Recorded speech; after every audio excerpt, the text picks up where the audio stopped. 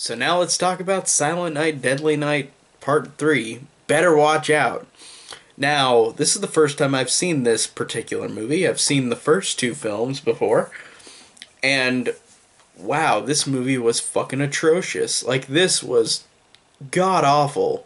At least Silent Night, Deadly Night 2 had over the top performances and humor. This was so boring. It was so ugly looking. It was a direct to video film, so it's hard to blame it that much.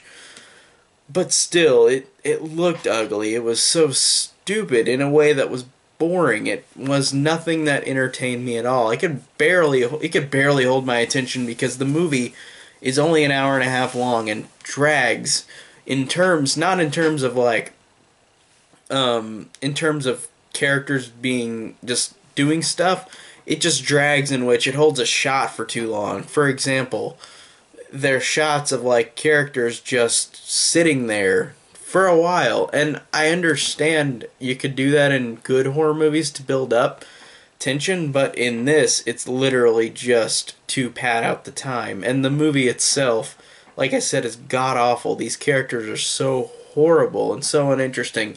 The main girl, I feel terrible for. No, I don't actually, because I thought her performance was awful. Like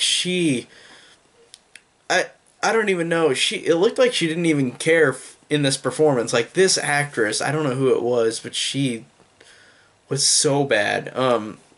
The story is so bad. It's about Ricky has been in a coma for 6 years since the last one, and in the last one he got shot at a lot at the end, but he still made it. He still is alive, I guess. Then part of his head is gone, so it's just his brain showing. So Ricky has been in a coma for 6 years with the bowl on his head, see-through thing where you can see his brain, and the girl, who is awful, the awful character in this movie is the main character who shares a psychic connection with Billy because she's a psychic and she's blind. And if that doesn't make it sound any more stupid or as stupid as it can be, I don't know how I can make it sound any more worse than that, because that's the story, and it's her going to see her grandma while Billy just wakes up, starts killing people, starts following her, kind of on this weird chase. Well, I mean, not even a chase, because he's brain dead. He doesn't even know what's going on. He just stabs people. So he literally, just out of coincidence, keeps running into her and meets her and goes to her grandma's house and, like, starts killing people. And it's so, in terms of the characters and the acting, it's so atrocious. Like I said, the main girl is awful. She does not look like she cares at all. Her performance, the way she speaks, is so uninterested. Like, she's so uninterested in the dialogue, it seemed like. And every other actor, there's this one scene where Ricky's trying to break through the door. This one guy stabs him in the arm. No reaction out of them. They don't even look scared or surprised that someone just broke through the door and he killed people already, I think, that they knew before. So it makes no sense in how these characters act, and I could not, for the life of me, pay attention to it completely. Like, it was so boring and so uninteresting because you got nobody emote anything.